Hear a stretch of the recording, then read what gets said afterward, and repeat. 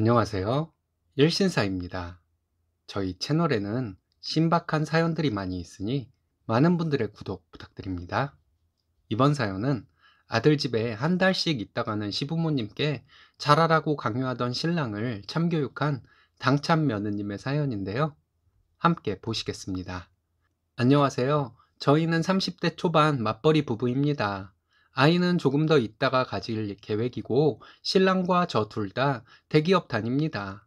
결혼할 때 양가 부모님의 도움 일절 없이 저희 둘만의 힘으로 결혼했습니다.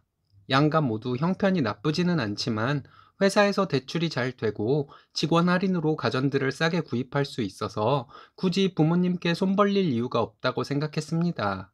신랑도 같은 생각이었고 부모님 찬스를 쓰면 빚 없이 시작할 수도 있었지만 둘만의 힘으로 결혼하는 것이 뿌듯할 것 같아서 부모님들의 도움을 거절했습니다.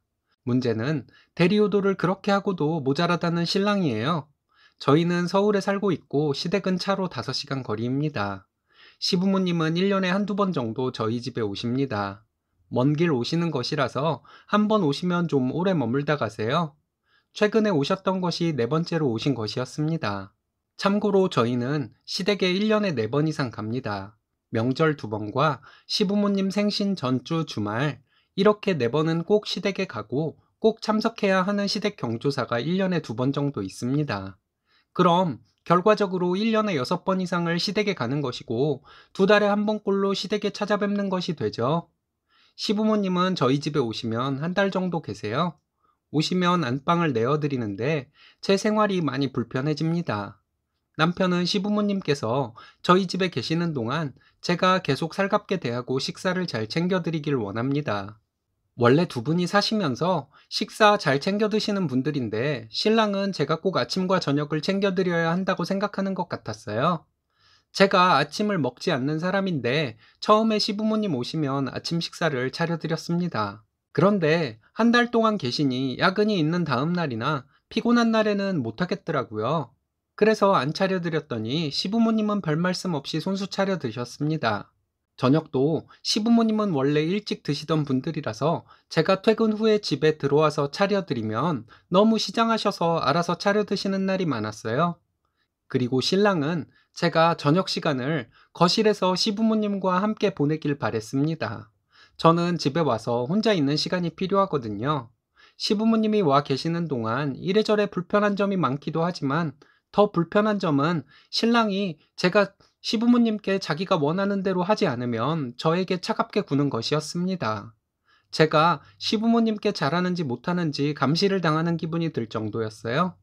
한 달은 너무 길잖아요.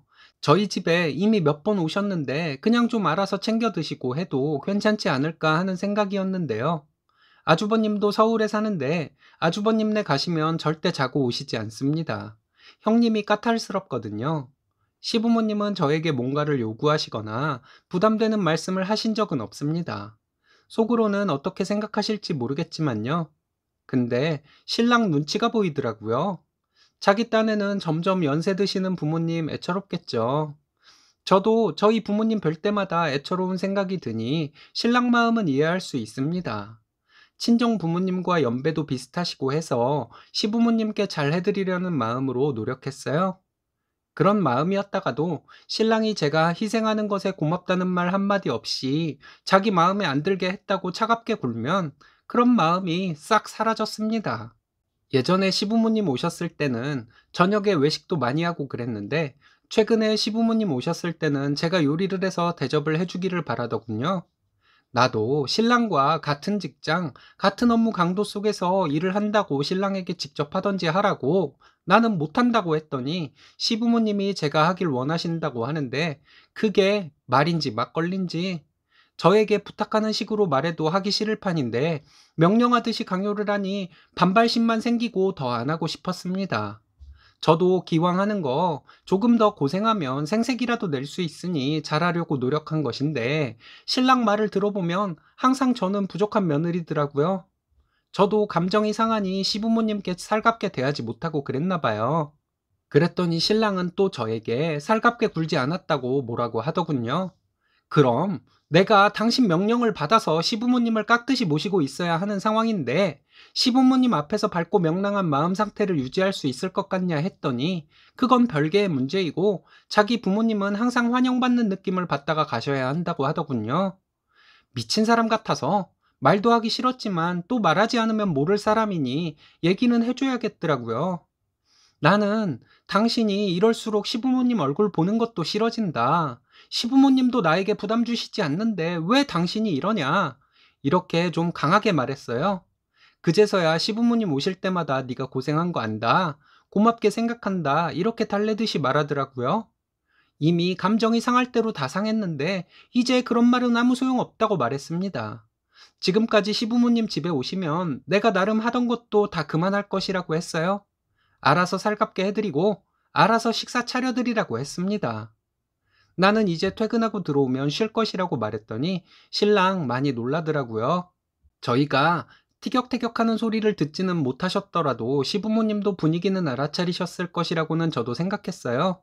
그런데 신랑은 조금 달래는 척을 하더니 우리 싸우는 것을 아시고 시부모님 실망하셨을 테니 저에게 죄송하다고 말하라고 하더라고요. 이 말에 정말 폭발해버렸습니다. 일하는 나에게 시부모님 깍듯하게 모시는 일 다 시키더니 당신이 잘못해서 싸운 일을 나에게 사과까지 하라고 하냐고 저는 그렇게 못한다고 했어요. 이렇게 부모님이 소중하면 혼자 살면서 부모님 모셨어야지 왜 결혼은 왜 했냐고 지금부터라도 그렇게 살라고 하면서 친정에라도 가 있으려고 옷을 챙겼습니다. 신랑이 미안하다고 자기가 다 알아서 할 테니 나가지만 말아달라고 하더라고요. 됐다 하고 나오려는데 계속 잘못했다고 하면서 지금 이런 꼴 보이면 자기 부모님 많이 속상해 하신다고 하면서 계속 사과를 하더라고요. 그럼 둘 중 하나를 고르라고 했습니다. 난 당신의 본심을 알게 되었으니 이 결혼 생활에 의미 없다고 생각한다 말하고 시부모님께 우리 싸운 것에 대한 자초지종을 말씀드리라고 했습니다. 그리고 우리 집에 오시는 것은 좋지만 계시는 동안 당신이 알아서 모든 일 다 할 것이라고 말씀드리라고 했어요. 아니면 난 지금 당장 나갈 것이고 당신과 안 산다고 했습니다. 신랑이 한 번만 봐달라고 했지만 절대 그냥 안 넘어간다고 했어요. 신랑은 울며 겨자 먹기 식으로 시부모님께 가서 모두 말씀드리더라고요. 시부모님은 의외로 태연하게 신랑 말을 들으시더니 저를 불러서 그동안 힘들게 해서 미안하다고 하셨습니다. 그리고 저희 둘 다 일하는데 누가 하면 어떻고 당신들께서 직접 하시면 어떻겠냐고 의외로 쿨하게 나오셨어요. 그리고 다음 날부터 신랑이 알아서 다 하고 별탈 없이 계실 만큼 계시다가 가셨습니다. 시부모님 가시고 신랑과 얘기 많이 했어요. 신랑은 처가 식구들 오면 자기가 살갑게 대하고 그랬던 것만 기억하고 저에게 그렇게 강요를 했던 것 같다고 하더군요. 그런데 처가 식구들은 우리 집에서 자고 가는 일도 없었고 항상 밖에서 식사를 했기 때문에 식사를 차리거나 할 일도 없었다고, 그리고 며느리는 시부모님을 깍듯하게 봉양해야 한다는 의식 때문에 이상한 행동을 한 것인데 요즘은 며느리도 직장 다니는 세상이라는 것을 망각한 것 같다고 미안하다고 했습니다. 진작 이렇게 나왔으면 내가 시부모님 계시는 동안 불편은 해도 불만은 없었을 것이라고 하고 신랑과 잘 풀었어요. 세뇌와 문화라는 것이 참 무서운 것을 알았네요. 세상이 바뀐 지가 꽤 오래되었는데도 남자들 머릿속에는 가부장제가 아직 남아있나 봐요. 이번에는 신랑이 계속 미안하다고 하고 깨달은 것 같아서 그냥 넘어가기로 했습니다. 앞으로 더 지켜봐야겠죠. 저희 시부모님은 좋은 분들이세요. 그래서 저는 항상 잘해드리려는 마음 가지고 있었고요. 여기에 털어놓고 많은 분들의 평가를 받고 싶어서 이렇게 글을 보냅니다. 감사합니다. 당연한 것이어도 말 안 하면 모르나 봐요. 잘 해결돼서 다행입니다. 여러분들은 어떻게 생각하시나요? 오늘의 사연은 여기까지입니다. 재밌으셨다면 좋아요, 구독 부탁드려요. 일신사는 여러분들의 사연으로 제작됩니다. 많은 사연 제보 바랍니다. 여러분들의 사연은 아래 메일 주소로 부탁드려요.